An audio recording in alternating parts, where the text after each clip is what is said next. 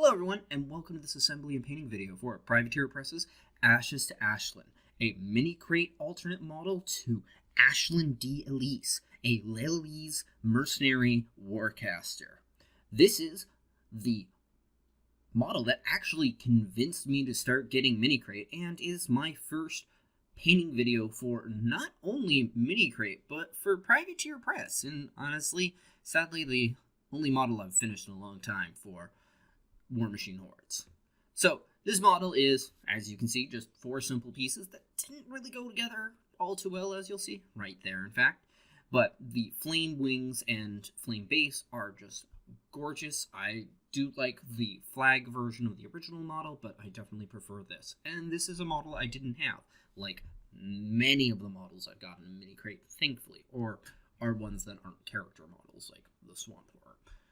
But with that said, again, the assembly was very simple. It was just her arms with her sword already in hand and the wings separate from the body. That's it. On to the painting. This model itself, I actually ended up mixing 2 completely separate paint styles that I have of my 3, which is the flames. I ended up using my bright paint style, which I have yet to actually show on this channel, except for as part of another model, and even then I didn't do it all that much. And the standard paint style that I use for majority of models, which is pretty much apply an ink wash and dry brush, but do the full base coat in color. Don't prime black and dry brush like I did for Dark Souls. So starting off with a vibrant orange for the flames themselves, which make up the wings. This will also be done for the feet. Now, the coloration's really odd while I'm recording the base coat for some reason. I don't know why it turned out like this, but the colors turn out much better. It's something involving the brightness. Like, throughout the first part of this, I'm sorry, you won't be able to see the face much. It will show up much better in the later part. So, again, this ends up being all the flames, at least their base coat. I wanted to go with bright flames, but not burning so hot that they would change to another color, like a blue. And honestly, this model didn't take a lot of effort. It ends up primarily being orange and a metal color, as you'll see here in a few seconds when I start painting all of her armor. So, and her weapon. Beyond that, it's just a lot of accoutrements and filigree here and there, but ends up being one step at a time. I'm not exactly a fan of how the face turned out at the end. I think I might have ink washed it a little bit too much. It looks all sorts of kind of soot and dirty, which I don't hate, because at the end of the day, steam engine battlefields. She's a warcaster and not one of the ones that actually goes arcane powers on my own. Like, she uses the arcane turbine in her armor. She is literally walking around with a steam engine attached to her body. That's what the vent on the back is for. And the vents on the back of any warcaster that you see with them, which is basically, it's powering a power field. So the purple here is being used for majority of the cloth, and this is pretty much the color of the Lelys flag, is why it's purple. The original model has her, obviously not on fire, but it's pretty much the same character with the sword in a more charged pose, and her with a flag standard behind her being held by her with the Lelys flag itself. Purple is pretty much majority of the cloth. There's some white that gets painted in later, which I do with my usual very light gray for a base coat, and annoyingly I had to paint 2 coats of this. But normally, painting over silver or any other metallics, I usually find very simple.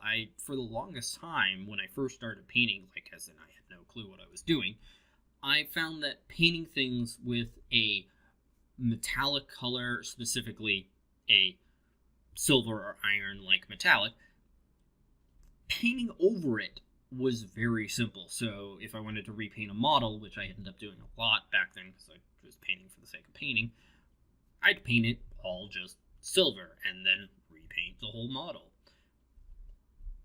I can barely remember why I started doing that, but I can, and it's just an odd reason. So then I'm trying to paint the flesh on the face. I had just painted the white on the cloth, and as you can see looking at the flames, especially from that angle, this model ends up with a lot of touch-up between the what you're seeing and the actual base coat that you see before the ink wash.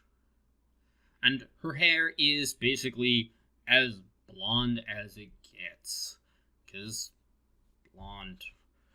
They come from the more northern country. I imagine that Lely's is their version of kind of like France or Italy. Like, Signar is clearly intended to be England and such, but that's neither here nor there. And a little bit of darker metal for the chainmail that you can see between the plating. Now, here I'm moving on to painting parts brass, as it's the plating and gold filigree on the armor and weapons, so that, well, they can then be highlighted with gold. I find it much better to start with a brass color than move on to a gold.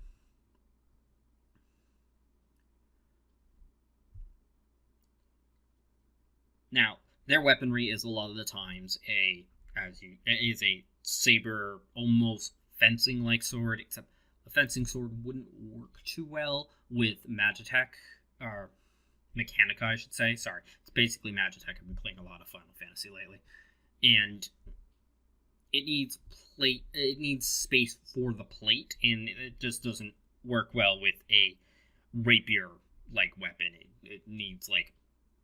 It basically needs to be a rune weapon for the weaponry itself. While it's possible to do without, it doesn't work as well, and is pretty much not something you would see a warcaster or a character figure walking around with, unless they were just, I'm just going to replace weapons like crazy. And here I do apologize about things getting out of frame, but this was actually recorded a long time ago, back when I still wasn't sure how to, keep things in frame too well. But that's the whole base coat, pre-touch-ups, and here it is immediately after touch-ups. And moving straight on to the ink wash, which is so necessary on a model like this, where a lot of things are the same color. In this case, the majority of the armor is just the same color. And I don't ink wash the flames at all. I don't want any shadows or darkness in them. It's intended to be bright as possible. But like the individual plating, you can see right away starts standing out more. The details on the face will as well. And it's honestly why I ink wash a lot of things just black. Like, there are very few things that I want to ink wash any other color. It just gets straight to the point and gets it done. Like, I don't see the point too often in ink washing other colors. Like, I can see a few things here and there, but whatever. So, as this is the first model that I've had of Warmachine Hordes on the channel, you can see that I've painted the front half of the base a color that fits with the model more, in this case purple, representing Lily's colors. And that's to mark off the front arc of the base, which is the facing of the model, and is kind of important. Now, the exhaust here, I don't know why I didn't just paint the inside of it black, and as you'll see in a bit, I ended up just applying a lot of ink to it until it was mostly filled in. It's like, hey, it works, but it's like, I really just should have painted the inner part of that black.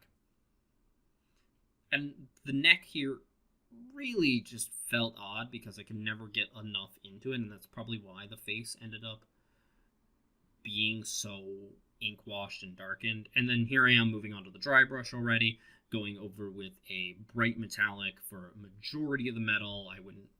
I wouldn't reach the inner part all that much for where that little bit of chainmail was, and then white for the face and also the flames, although first I do the flames in yellow, and you can see immediately the details stand out a lot more with that. Like, the silver doesn't really show up much on the armor, but hey, things show up better in person than they do on film. Now, I do end up doing some object source lighting, OSL, for this model. I kind of wish that I did some more, but I didn't want to overshadow the effect of the flames and make it look like that they weren't part of her. Like, I wanted them to appear as if they were, well, as I just said, part of her, and thus not consuming her all over. And then here's the gold itself, going pretty much over all the same places where it was the brass, including the turbine there. And then moving on to some pink to highlight the purple. Notice I don't use it on the base. I make the bases a solid color usually. Again, unless it is a custom base of the model itself, I like to make my models look like, I like their bases to look like their game piece bases.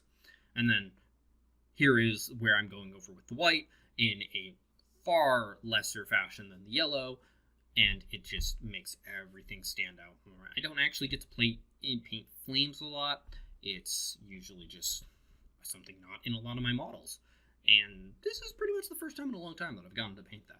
But that pretty much makes up a lot of the rest of the model, minus the, as I'm about to do, the object source lighting, which is something that I've had a lot more practice with, especially because of Kingdom Death, since this model. Yeah, this model's been painted that long ago. And that's the entire model. Thank you for watching. I hope you enjoyed. If you did, feel free to press the like button. If you think somebody else will enjoy this, please share this video. If you didn't like this video, go ahead and press the dislike button. I won't mind, but please leave a constructive comment as to why.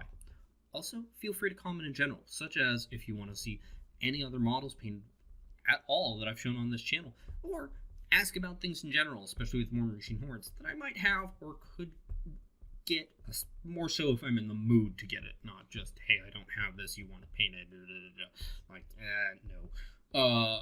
And if you want to talk about anything Warmachine hordes related, including the Iron Kingdom setting, and if you want to see more like this, more painting videos, my board game overviews, my unboxing videos, and anything else I do on this channel, feel free to subscribe. Regardless, thank you for watching and have a wonderful day.